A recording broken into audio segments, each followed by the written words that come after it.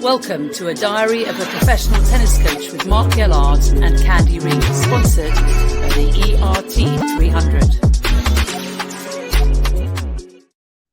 Welcome to another edition of Diary of a Professional Tennis Coach. No Mark Gellard this week. He's on court once again in sunny Florida in the off-season before getting back to work. But we do have Chris Eaton in the studio alongside me, Candy Reid. Welcome, Chris. Thank you for having me.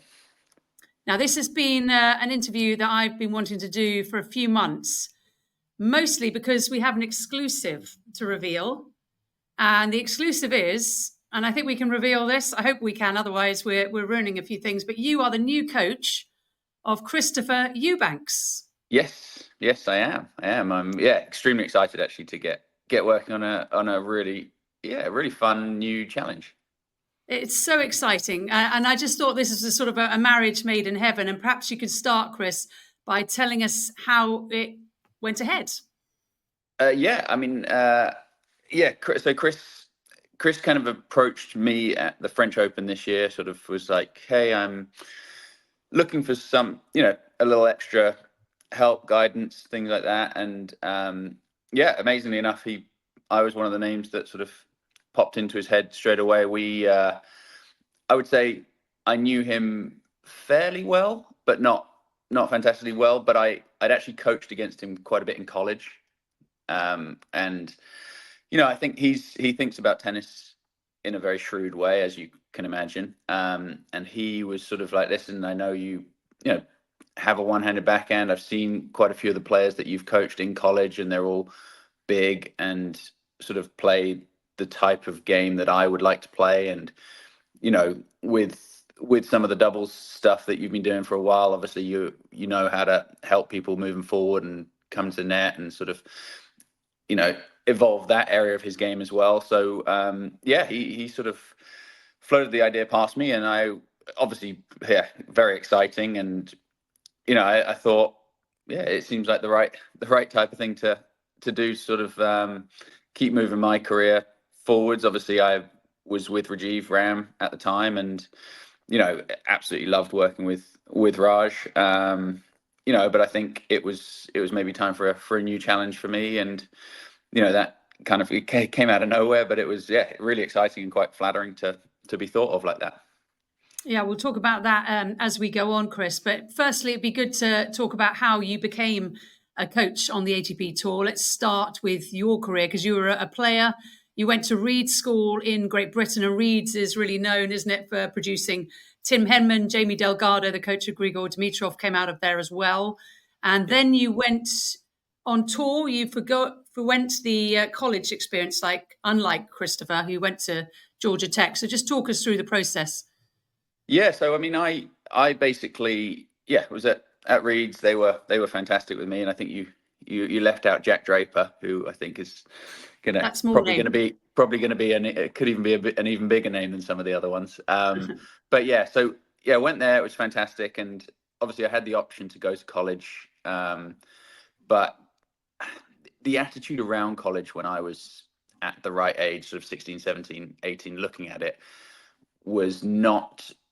It was a bit sort of, hey, you either go pro or you give up tennis and go to college. Yes. which is not the truth, but that was just the attitude around it in England at the time, which has evolved massively now, which is fantastic. But so I didn't go to college. I played, went pro at 17, sort of kept playing, did okay, but obviously it's not that easy to make money out of this sport. So when I was, I played for maybe 8 years, and just got to a stage where I wasn't getting where I wanted to be or where I needed to be. So then decided to sort of have a little bit of a break. Did some coaching back in sort of Surrey, where I'm from, with my old coach, Justin Shering. And so I did, just help some juniors, sort of was trying to figure out what I want to do. And then John Peers, who's a very good friend of mine, just called me up. He said, hey, I'm currently playing doubles with Jamie Murray. They were, probably, I think they were about 20 odd in the world at the time. And he was like, listen, I need some help. I need some support. Would you fancy doing it? And it was more just kind of friend, somebody to have in his corner, somebody he liked to travel with. So, it was a great opportunity for me. So I ended up doing basically from that, I basically did a summer with John when he was playing with Jamie. So we started on the grass and went all the way through till the end of the year. So yeah, that was sort of where it started. It was kind of an interesting sort of luckily something fell in my lap that was really exciting and really good fun for me. And then so Jamie and John, funnily enough, Jamie and John had the most outrageous summer. They went, and this is absolutely nothing to do with me. They went final at Wimbledon, final US Open in that stretch. And it was quite an experience for me because I hadn't even seen that level before. And Louis Caillet was sort of overseeing things, so he's a fantastic coach. So I ended up learning loads from him, and I think that started my coaching development, but also sort of my love of coaching at the top end. So then Jamie and John decided to go their separate ways. How it is in doubles. It's just, it's really difficult to play with somebody for a long time because you spend a lot of time with each other. It's very competitive, and it's just a challenge sometimes to kind of keep things going. So John ended up playing with Henry Considine for the next year, and I traveled with both of them and coached them, which was, it was fantastic actually. That was really exciting. So and that was 2016, I think. Right. Was that? Yeah. And then from then it did a full year there, and then got into college coaching. And so you went at college coaching. You were at Wake Forest. How did that come about, going from the ATP circuit? Because it must have been a hard wrench to leave the ATP and go the college route, even though, of course, you've got stability, haven't you, in college tennis? Yeah. So I mean, again, I was still very young in terms of coaching. I'd only been not playing tennis for a year, basically, or a year and a half by the time I went into the college side of things. But it was Wake Forest. The head coach, Tony Bresky, is a guy that I've known for a while because he used to coach at Virginia, University of Virginia, and Dom Inglot was my doubles partner for a long time. So Tony coached Dom.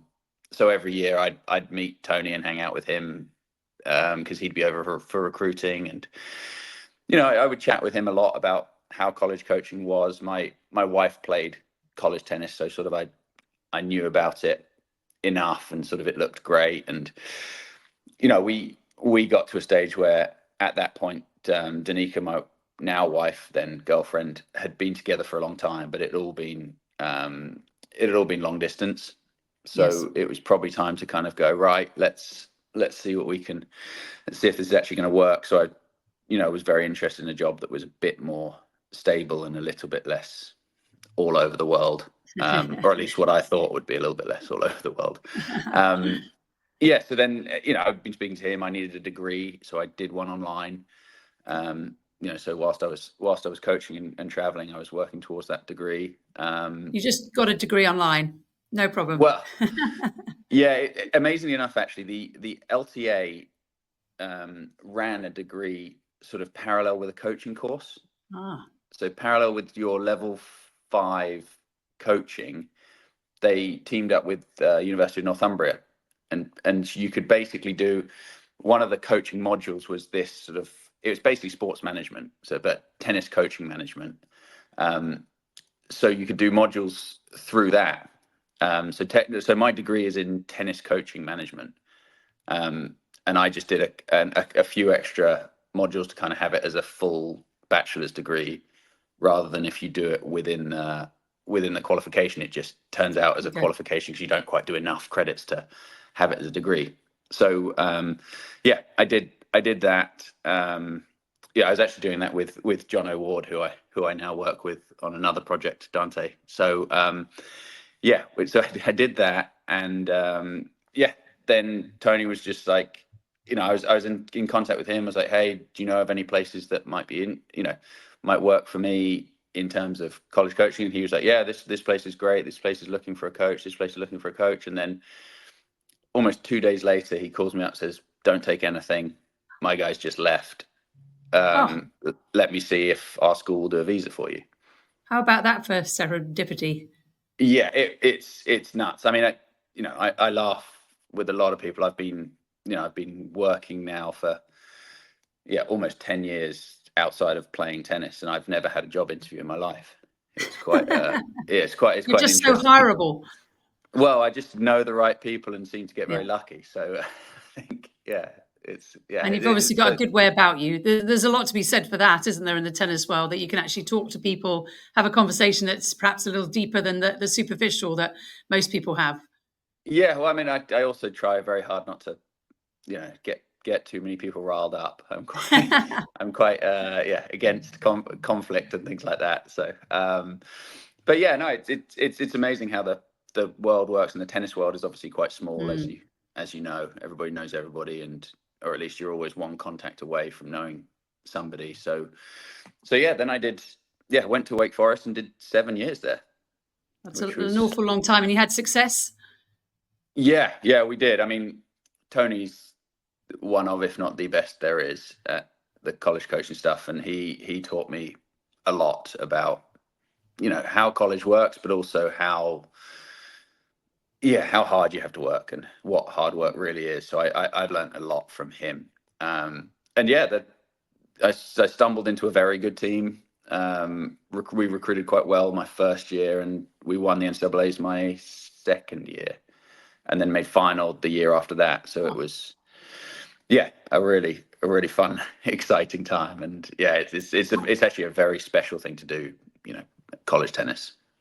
I obviously played college tennis playing at the University of Tennessee, so I understand the dynamic and the emotions, particularly on the women's side, that goes into it. But it must be an amazing learning curve for you as a coach, having gone sort of with some professional players and now at the college level to understand a little bit more, I suppose, how the fundamentals are built and how to get the best out of your players.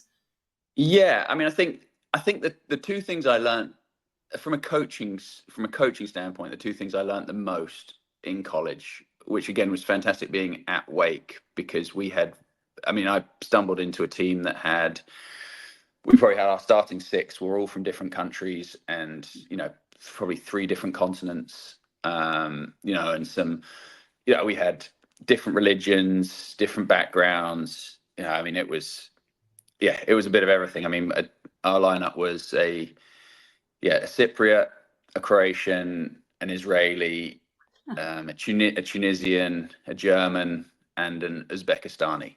Wow.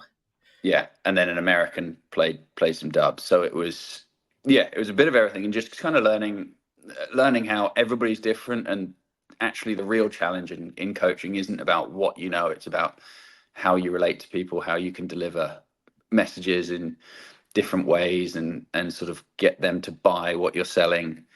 And it's Mm. so different from player to player, and then understanding that what player A needs is never going to be the same as what player B needs, and you have to do things differently, and it is an individual sport, and kind of Yeah.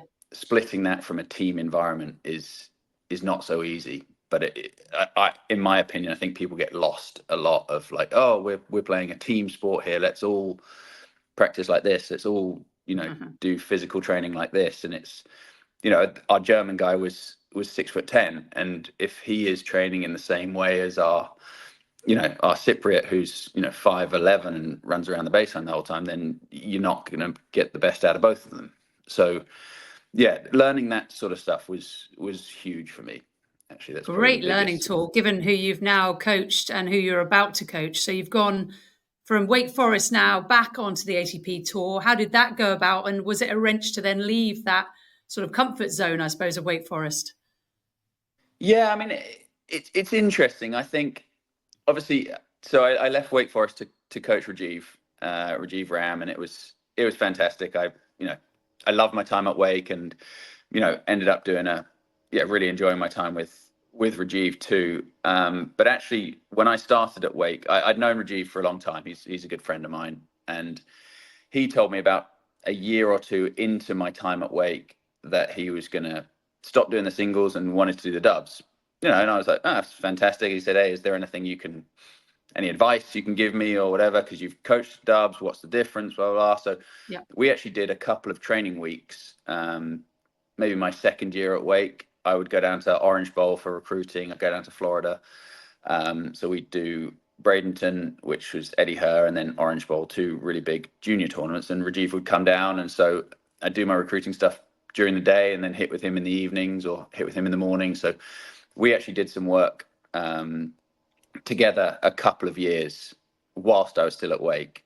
And, it's just fundamental, simple stuff. It wasn't reinventing the wheel, but it's just things that he hadn't really been exposed to on the singles side. It was a bit more specific. And then, funnily enough, one of those weeks we did with Rajiv was going to play with Brian Baker, who's a very good American player who has now taken my job at Wake, which is, again, pretty small world. And it's, coming full circle. So that's sort of how I knew Rajiv, and I'd just been in contact with him the whole time and trying to help whenever I could. And I'd be recruiting at Grand Slams and Rajiv would be playing there. So we'd always sort of jump on court or have dinner and things like that. And he just said, listen, if you ever want to come and do something different, then let me know. And that was at a stage where Wake was, I felt like I'd done what I wanted to do certainly within the Wake Forest assistant coach or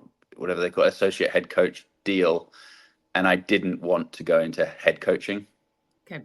So it was either stay at Wake and kind of do that. Because, I mean, in terms of assistant jobs, Wake was going to be one of the best jobs around. There wasn't really a way up except for going to a head coach. And that takes on a whole lot of different responsibilities. And the job changes a little bit. And it wasn't something that I was looking to do, certainly at that time, and still not right now anyway.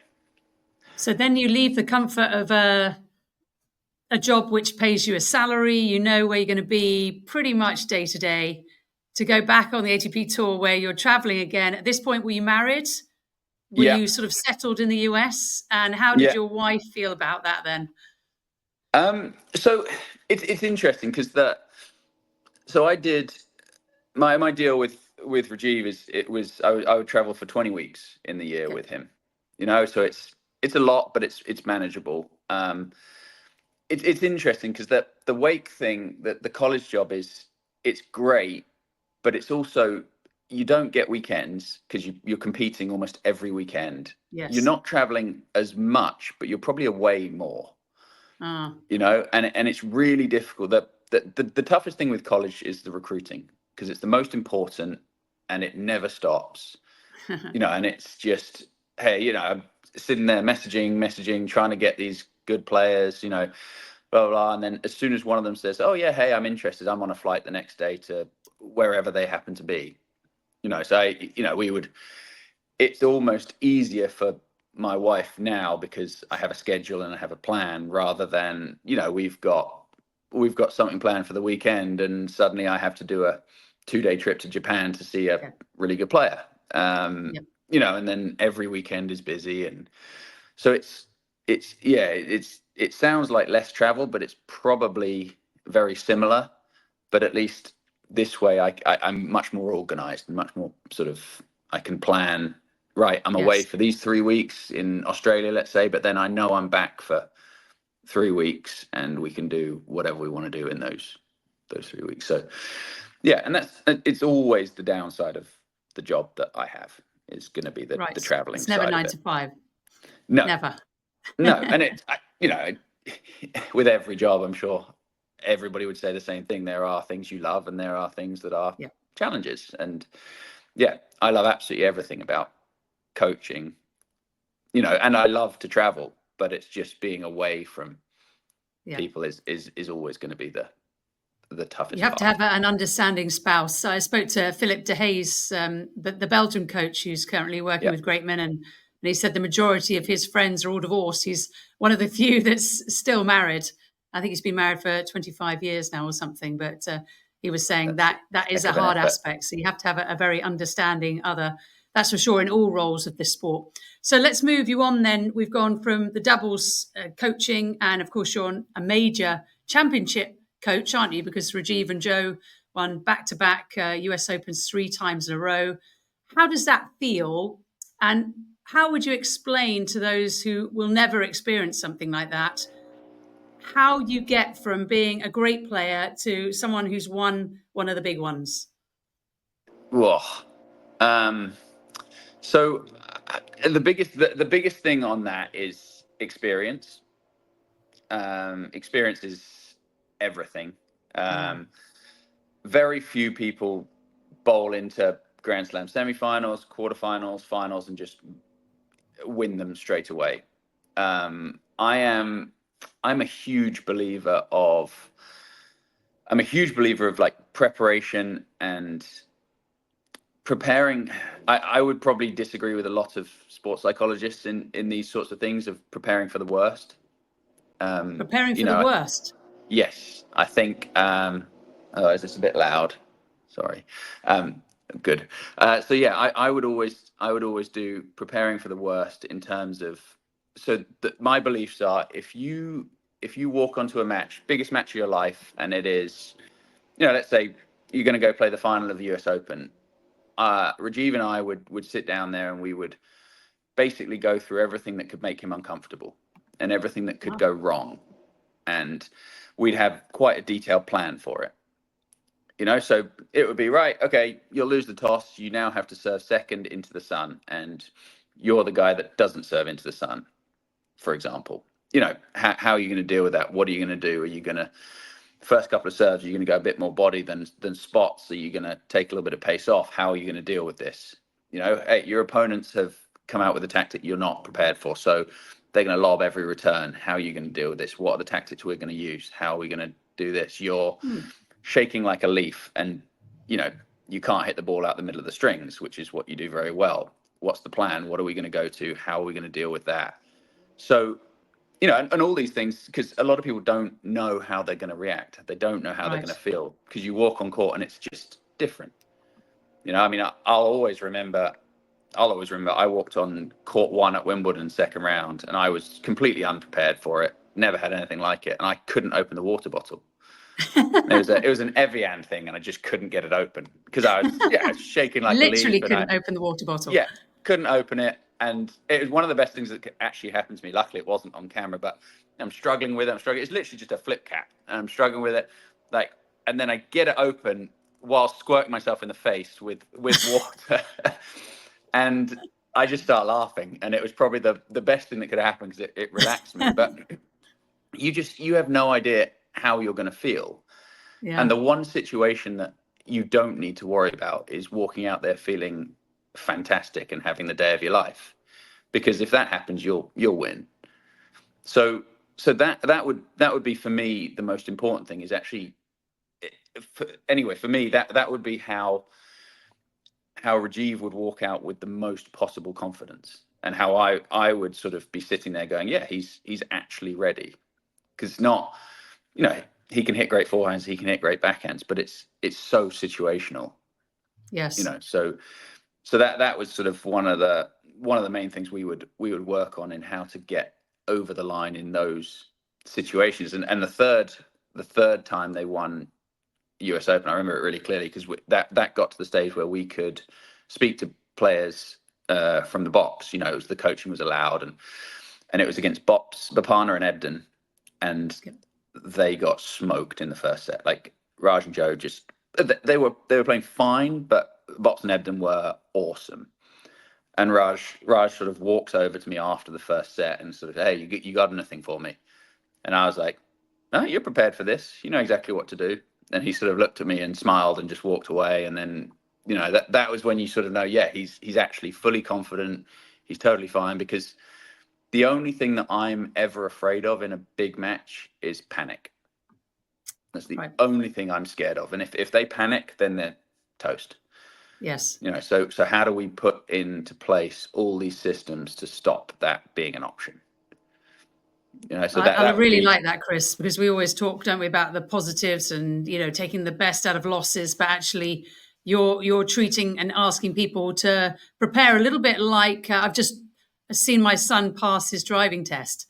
And it reminds me a little bit of like that, when you're teaching someone that essentially you're in a killing box and you better be ready for anything. Now, obviously, tennis is not quite the same as driving into somebody, but you're just got to prepare really, really well and hope that the eventualities all work out in their favor and don't work against them. But if something goes wrong, what to do and not to panic, because you're right. I think as a failed tennis player myself, I think panic is absolutely the worst sensation you can have on a tennis court. Is horrific. Does Chris Eubanks now buy into this? Is he all right with your philosophy essentially?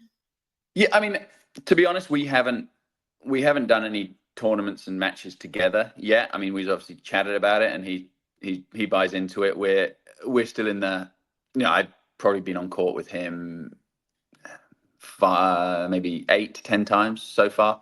So we haven't done loads of work yet. So these are all philosophies that I will be sort of trying to implement with Chris. Finally, I mean, Chris seems to be fantastic in the bigger matches when it really matters, when it comes down to it. So, some people just have this sort of calmness and attitude towards things going wrong, and I think Chris is very good at that. So I don't see it being a battle with him. There are some other things I will have to battle with him, which is fine. Just in terms of some game style stuff, getting him to understand what I want him to understand and how that's going to work. And it's not just I tell him what to do, he does it. It has to be sort of, he has to agree, because he obviously also has a very good tennis brain. He's not, some tennis players just see ball and hit ball and don't think about it. And Chris is very analytical and very sort of, obviously with some of the media stuff he does, he spends a lot of time watching tennis and thinking about it and talking about it. And, that is also a good thing, as well as maybe not the best thing in certain situations. So, kind of just trying to help him with some clarity on what his game is going to be sort of more important for us to start with. And then hopefully we get to the stage where he's in, the second week of slams, and we can have these, hey, you're playing Carlos tomorrow under the lights in New York. Let's have a plan here. Yeah. So that's sort of where we're at the moment. And you met him for the first time when you were at Wake Forest, and he was at Georgia Tech. What did you like about his game? Was there anything that stuck out and you thought that needs to be improved? To be honest, when I first watched him play, his game is quite self-explanatory. I mean, he's a big dude. He crunches it with the forehand. His backhand was always something that we would target just because it was less dangerous. Always had a fantastic serve. But yeah, I actually remember the first time we played him, he beat our number one guy, and it annoyed me a lot, because our number one guy, I thought we should have won that match. And, obviously Chris is an extremely good player, but I'm extremely competitive, and I didn't like that loss. So I ended up watching that match back quite a few times, because in college we played them in the regular season, and that was the one that we lost. And then we actually had to play them in the tournament, the conference tournament. And so it's the same matchup, and I'd spent a long time figuring out exactly how we were not going to lose it again. And we got my guy did a really good job. He sort of got the game plan right, and we managed to get to match point, and the match finished, so didn't get a win. Yeah. So in college, if you get it's basically a first to 4 rubbers, and we got to 4 with my guy at match point, and Chris was about to serve, and was like looking around and bouncing the ball off his shoe and trying to go and walk for it. So we laugh about that to the day. I didn't get a win on him. Is that what I'm getting? Wake Forest actually won the tie, but you just didn't get the individual win over Eubanks. Yes, exactly. Okay. And so that's good that you can laugh about that now, I suppose. Yeah, he remembers it quite clearly. So I bet he does. It's good fun. I think I always say that tennis players are a little bit like elephants. They don't forget. They can pinpoint a particular time, a particular moment, a particular bad line call in junior tennis, all those things. Yeah, exactly. We are. Yeah, we're a slightly strange bunch, that's for sure. We're just running a ticker at the bottom, if you're watching on YouTube, about Chris getting to the 4th round of Wimbledon last year. He beat Stefanos Tsitsipas, his first top 5 win ever. And of course, he had a breakout 2023, didn't he? He got into the top 100. he became a bit of a name on the tennis channel. He's an excellent commentator and broadcaster as well. He's got a lot of things that he can do very successfully. This year hasn't been quite as good. He's dropped down and played a few challenger levels, which is no mean feat because we know how competitive the Challenger Tour is, and it's an excellent way, isn't it, of picking up some victories, getting some much needed confidence. So what do you think? It's early stages, obviously you've just started getting together, but what do you think 2025 holds for Chris? What would you like to see him do? Yeah, I mean, I think when he first sort of came to me and we chatted about how this was going to work and what, the reality is what his goals were, because, as a coach, the only, I have my own goals, but the reality is my job is to facilitate what he wants, right? So, and he's very aware of his tennis at the moment, and he was at a stage where if he played well, could beat anybody in the world that he's, shown. And if he's confident, he can make everybody's life uncomfortable, which, is relatively clear. But the thing that he really wanted was to be able to be consistent, and not sort of go, sort of first round, win a tournament, and make semis the next week, and then go back on sort of I've won one match in 5 weeks now, and then because it just it creates a lot of stress for him, and it's a lot of pressure. But I think the reality is his top level has always been very high. But the goal for us is to make sure that ideally we play the top level more, but the days where he's not playing lights out, that he can still win at a very high level. So it's more sort of raising the floor and having a game style and a game plan, and just making his tennis slightly more repeatable on days that he isn't feeling 1,000%. Because I mean, the reality in tennis, a lot of people will tell you the same thing. You play 10 to 20%, probably 10% of your matches you'll play lights out, and 10% of matches you won't be able to hit the ball anywhere near the court. So you play most of your matches somewhere in between that. And we just need to make sure that the somewhere in between that is a little bit more repeatable day after day. And, he has a very clear plan of what to do, rather than just search for hey, I need to find this 10% day all the time, which just puts you under a lot of pressure. And it's very difficult to beat good players over and over again like that. Will you use data analysts to help you? Do you employ that kind of person? Yes. Chris has a team. He has a team that does all of that sort of stuff. And, even the ATP have the tennis insights that's available to all the players. So, things like speed of ball, amount of spin, average, all that sort of stuff, quality of serve, quality of shot. So, we've looked at a lot of that. I've spent a lot of time sort of researching where he's at with that in comparison to some of the players that we think he can play similarly to. There's no point in comparing him to somebody who's playing a very different game style. But, I think we use a lot of that to kind of figure out exactly where he's at. And I'm actually a huge skeptic in general of everything. I'm a little bit like that. So anytime I'll see stats, I'll be like, well, that's wrong. And then I'll do some digging and have a look and figure out that it's actually not wrong. But I'm very sort of, I'll hear something and I'll be very sort of, but what about this and what about that? And, that must drive your wife mad.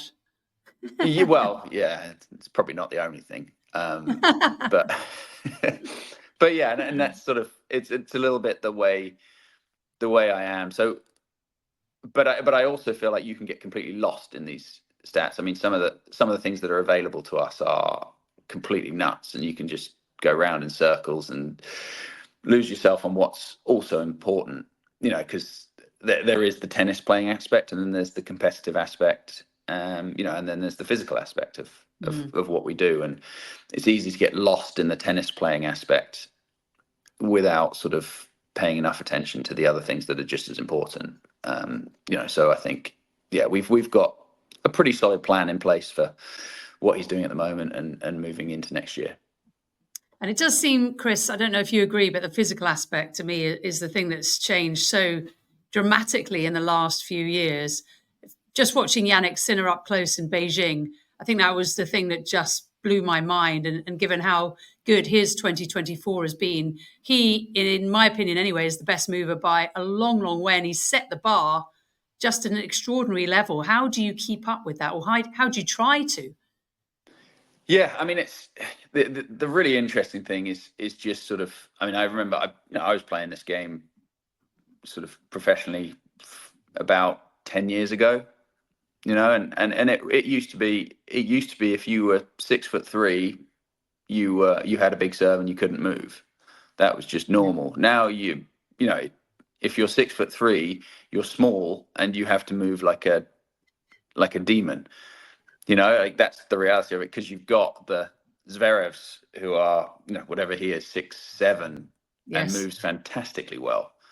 And the Medvedev who's 6'5", and one of the toughest guys in the world to get the ball past. Yeah. So it's the evolution of tennis is just sort of people are just able to move at bigger frames. So it's becoming quite normal now that you get guys of Chris's size that can really move. So I think just helping him in that movement part of his game is going to be huge. He's got a fantastic fitness trainer that he's working with at the moment, who's helping with all of that stuff as well. So, there's a lot of blocks in place for that, but the way Sinner is doing things and how difficult it is to get him to defend is just, because it's, you hit a great ball into a corner and he just refuses to take a hand off the racket, won't slice, just throws a leg out there and still hits a hard shot back that you can't really attack off, and it just puts you under so much pressure. And then you've got Carlos, who is sort of on the other side of things, a fantastic mover, but he's just fast and he'll defend and chip and get the ball back. And it's evolving into that way. And I think moving is one of the most important parts of tennis, if not the most important parts at the moment. Well, it's been a fascinating chat, Chris. I'd love to talk to you about your shirt, because I know you're working at Dante Talent. And perhaps you could just tell us what capacity and what the aim is of that organisation. It's a new organisation. You mentioned John O'Ward, who you went to school with. And it seems like Dante Talent is a place on the move. Yeah. I mean, it's, like I said before, I do 20 weeks with Chris, and there's a lot of downtime even when I'm traveling with him. So I really like sort of having ways to challenge my mind. So Dante is, it's basically a full service sports company. We're very focused on tennis at the moment in terms of the whole pathway from, junior tennis all the way through to professional tennis, but also helping people along the way. So basically we do a lot of college placement, which I'm very comfortable with, helping athletes try to find the right school, the right fit, because there is a lot that goes into that, the right coach for them to do their college sort of education, but also use that as a platform to fund their tennis, because I think that's very important. And then college has just evolved massively that you can get paid now in college with NIL, which is name, image, and likeness. So we help athletes and some college coaches navigate that, because it's evolved college coaching into being quite transactional. Whereas when I was doing it, they didn't have this rule in place, so it was very relationship based.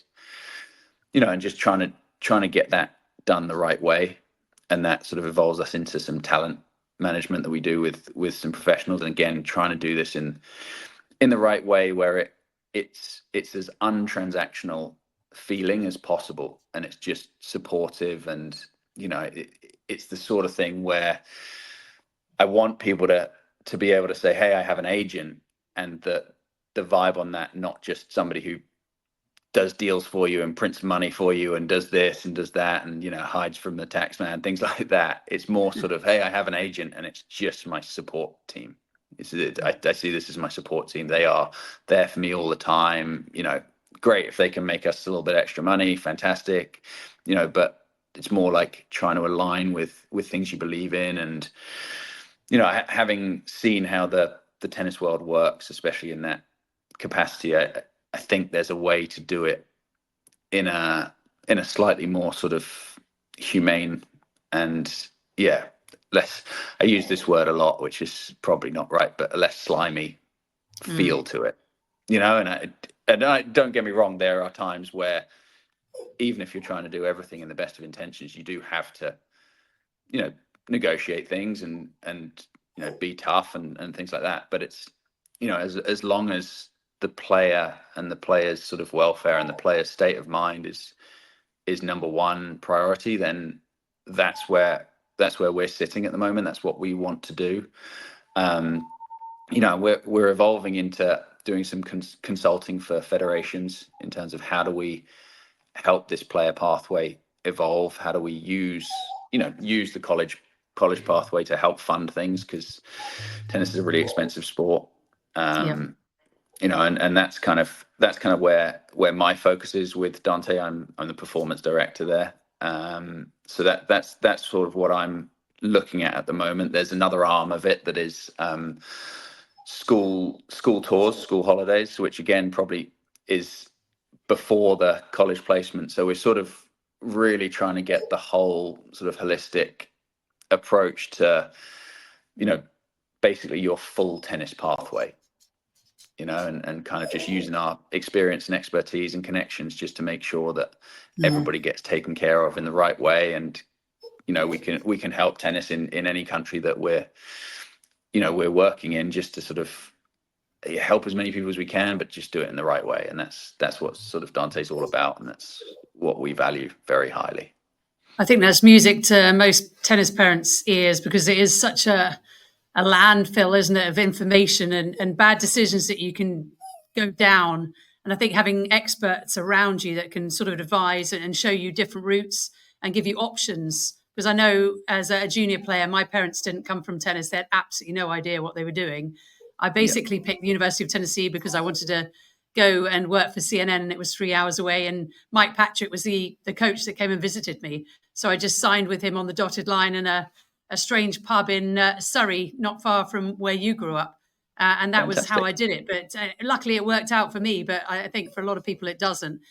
I'm a massive proponent of the US college system. I think for pretty much everyone, perhaps unless you're a Holger Rune or an Alcaraz, would you agree that even perhaps you're the best in your country, one of the best juniors of the world, you should still try and play maybe a year of college and see how you go?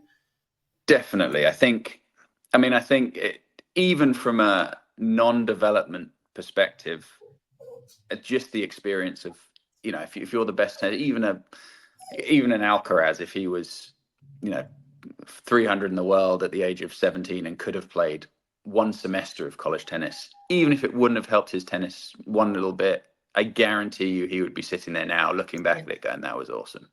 Just because it really is just the fun of it, the camaraderie that you don't get anywhere else.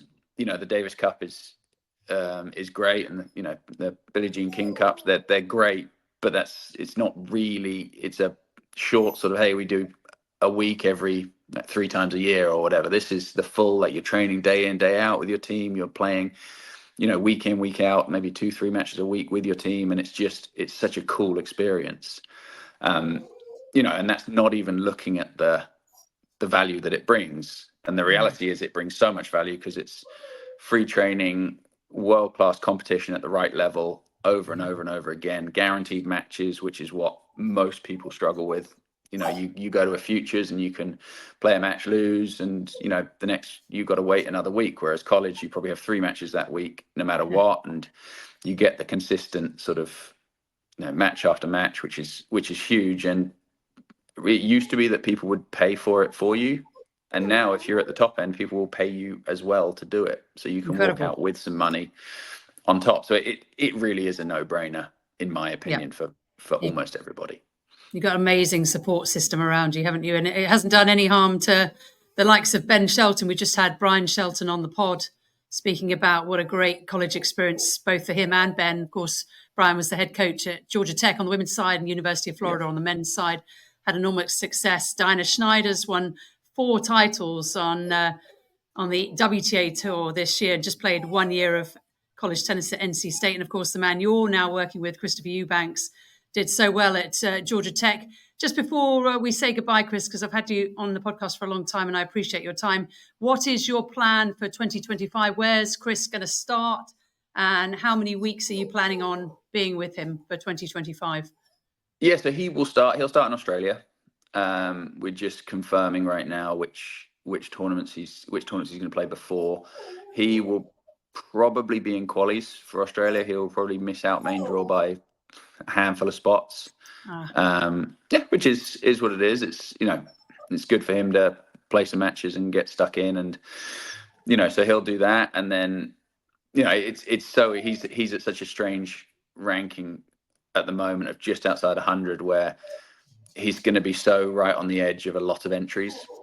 So I think planning a schedule is not that easy for him. So yeah, it's going to be interesting to see where we go after that. There's some options in Europe. There's a couple of tournaments in the States with Delray and Dallas, and it just depends on how the start of the year goes. The thing with Chris is, and he's proved before, it wouldn't shock anybody if he makes his way through qualies and wins 2-3 matches in main draw of Australia, and then his ranking changes. The year looks quite different. But it's very difficult to plan that. So yeah, I think the plan is definitely he's going to do some. He's training now. We were in Atlanta last week. He's going down to Florida, and then he's going to do another week in LA, which is obviously on the way to Australia. And I think he's either going to start with qualies of one of the 250s, or there's a big challenger the week before qualifying for Australian Open. So just deciding which ones of them to play, and then hit the ground running. And I'm going to do 20 of the weeks with him. He's got another coach called Phil Gresk, who is based in Atlanta as well. So Phil will be there a lot of the time. We work together and are in contact all the time. So it was a really cool team. And Gina, his strength and conditioning trainer, is going to do some weeks as well. So yeah, it's a lot of fun, and it's really exciting. And obviously working with someone who's as talented as he is, but also just a really good dude is fantastic. It is a challenge, though, isn't it? You're right. Just thinking about a player just outside the top 100, because that 103, I think, is the holy grail, isn't it? And it gets you in to the majors and makes life just a little bit easier, because essentially for 4 to 8 weeks of the year exactly where you're going to be. The other time is a little bit more up in the air. So that is a huge challenge. And I suppose you just have to make your rules and where you're going to play on the fly a bit, and all come together and decide, depending on how he's done in a particular tournament, what you're going to do for the next few weeks. Yeah, I mean, it'll be a lot of sort of planning in terms of, right, okay, we're entering these 3 tournaments. If we get into this one, we're going to have to go. That's the right play. If we don't, this is the play. This is the plan. If you do well here, then we've got. So it's sort of like having multiple options. Because again, the cuts of these tournaments, you just don't know exactly where it's going to fall, but it's always right around where he is right now. And it's difficult because a lot of the players of his ranking you'll be outside the cut of a main draw of a 250 by 3 spots, and you're like, yeah, I'm probably going to get in, because usually a couple of people pull out, but I don't know. And it's really, it's just a challenge. So the goal is to get at some point this year, and as quickly as possible, get into the top 50 again, establish himself there, and then all of these headaches go away. Brilliant. Well, that is a great goal. And I suppose you'll be looking at worst case scenario, just in case. I really like that. I'm going to take that on board, because I'm very much a glass half full, but I'm going to go with the Chris Eaton. Just be ready for what comes at you, because you never know. Exactly. Preparation is good. Yeah. Not negative, just prepared. Perfect. Chris Eaton, thank you very much for being on Diary of a Professional Tennis Coach. Chris, how can people, if they want to get in touch with you, do so? Well, I mean, I am not the most social media savvy person, but I'm always available on email, which is chris.eaton@dantetalent.com. And if anybody needs any sort of advice on their pathway the work that we do at Dante is always available, and we'd love to help anybody, if it's players, federations, having conversations about how we can evolve the tennis pathway and do everything in the right way. Is really important to us. So more than happy to chat with anybody on that front. Super, and we will leave it there. Chris, thanks again for being on Diary of a Professional Tennis Coach, and hopefully we'll have you on next year, and you can give us an update how Chris Eubanks is back in the world's top 50, where he deserves to be. Thanks, Chris. That would be fantastic. Thanks, Candy. Bye. Thank you.